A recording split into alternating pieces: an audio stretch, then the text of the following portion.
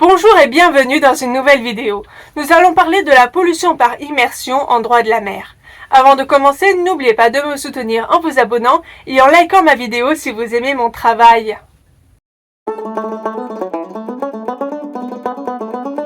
Jusqu'au siècle dernier, la mer était perçue comme un immense espace vide, parfait pour se débarrasser de ses déchets. Ainsi, par exemple, entre 1950 et 1990, plus de 200 000 fûts remplis de déchets radioactifs ont été jetés dans les abysses de l'océan Atlantique Nord-Est. On ne pensait pas alors aux écosystèmes fragiles qui composent nos mers et nos océans. La Convention des Nations Unies sur le droit de la mer est venue apporter des règles relatives à la protection et à la préservation de nos espaces maritimes afin de conserver l'environnement marin. On entend par immersion tout déversement délibéré de déchets ou autres matières à partir de navires, aéronefs, plateformes ou autres ouvrages placés en mer, ou tout sabordage en mer de navires, aéronefs, plateformes ou autres ouvrages. La Convention exclut cependant de cette définition le déversement de déchets ou autres matières produits directement ou indirectement lors de l'exploitation normale de navires, aéronefs, plateformes ou autres ouvrages placés en mer, ainsi que de leur équipement, à l'exception des déchets ou autres matières transportées par ou transbordées sur des navires, aéronefs, plateformes ou autres ouvrages placés en mer qui sont utilisés pour l'élimination de ces matières ou provenant du traitement de tels déchets ou autres matières à bord de ces navires, aéronefs, plateformes ou ouvrages, ou le dépôt de manière à des fins autres que leur simple élimination, sous réserve que ce dépôt n'aille pas à l'encontre des buts de la Convention. Deux articles traitent de la pollution par immersion, l'article 210 et l'article 216.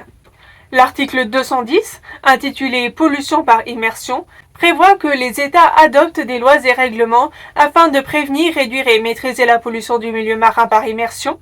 Les États prennent toutes les mesures qui peuvent être nécessaires pour prévenir, réduire et maîtriser cette pollution.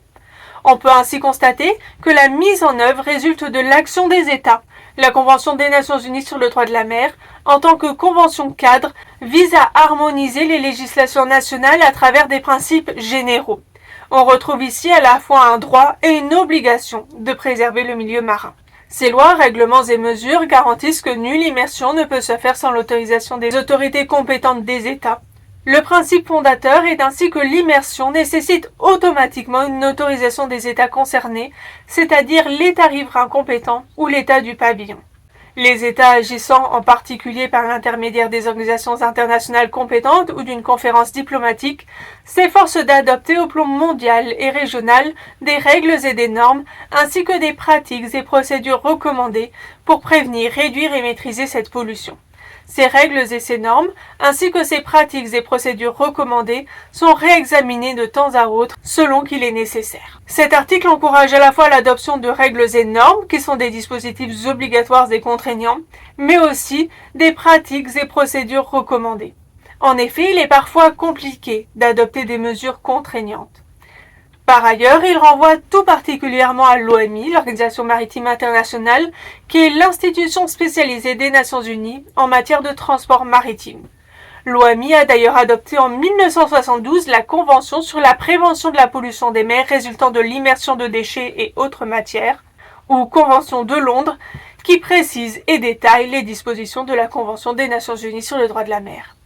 Elle interdit l'immersion de certaines matières dangereuses, notamment les déchets radioactifs, les rejets de déchets industriels ou encore l'incinération en mer de déchets industriels, et requiert un permis spécial avant l'immersion d'un certain nombre d'autres matières identifiées et un permis général pour d'autres déchets ou matières. Le protocole de 1996, entré en vigueur en 2006, restreint à son article 4 toutes les immersions à l'exception d'une liste autorisée, qui nécessite toujours des permis, donnée à l'annexe première. Les substances autorisées sont les suivantes: les déblais de dragage, les boues d'épuration, les déchets de poissons ou autres matières résultant d'opérations de transformation industrielle du poisson, les navires et plateformes ou autres structures artificielles en mer, les matières géologiques inertes et inorganiques, les matières organiques d'origine naturelle, les objets encombrants comprenant principalement du fer, de l'acier, du béton et des matériaux similaires non nocifs pour lesquels le problème et l'impact physique est limité au cas où ces déchets sont produits dans des lieux tels que des petites îles avec des communautés isolées qui n'ont pas d'accès pratique à des options de délimitation autres que la mise en décharge. Et enfin, les flux de CO2 provenant de procédés de captage de CO2. Ainsi, le protocole de Londres met en œuvre le principe de précaution qui exige que des mesures préventives appropriées soient prises lorsqu'il y a lieu de croire que les déchets ou autres matières introduites dans le milieu marin sont susceptibles de causer des dommages, même en l'absence de preuves concluantes d'une relation de cause à effet entre les apports et leurs effets. Les principes généraux dégagés par la Convention des Nations Unies sur le droit de la mer sont également repris et détaillés pour être directement exécutoires dans des conventions régionales, telles que la Convention d'Oslo pour la prévention de la pollution marine par les opérations d'immersion effectuées par les navires et les aéronefs, signée en 1972 par 12 États riverains de l'Atlantique du Nord-Est. Revenons à notre article 210.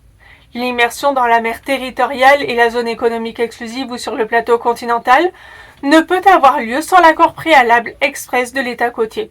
Celui-ci a le droit d'autoriser, de réglementer et de contrôler cette immersion après avoir dûment examiné la question avec les autres États pour lesquels, du fait de leur situation géographique, cette immersion peut avoir des effets préjudiciables. Toute immersion dans les eaux sous souveraineté est soumise à l'autorisation de l'État, autorisation qui doit être préalable à l'opération expresse et écrite. Les lois et règlements nationaux, ainsi que les mesures nationales, ne doivent pas être moins efficaces pour prévenir, réduire et maîtriser cette pollution que les règles et normes de caractère mondial. En effet, les règles adoptées dans les organisations internationales telles que l'OMI permettent d'harmoniser les standards au niveau international en fixant des normes minimales.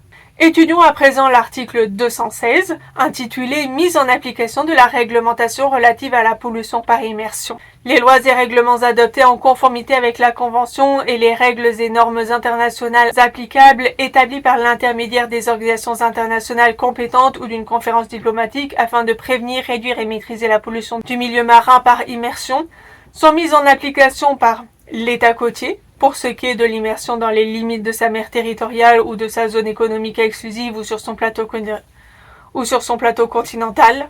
Les États côtiers sont en effet les premiers listés, car ils disposent d'un territoire maritime et sont en même temps le plus souvent les États du port, et ainsi les premiers compétents pour mettre en œuvre les réglementations.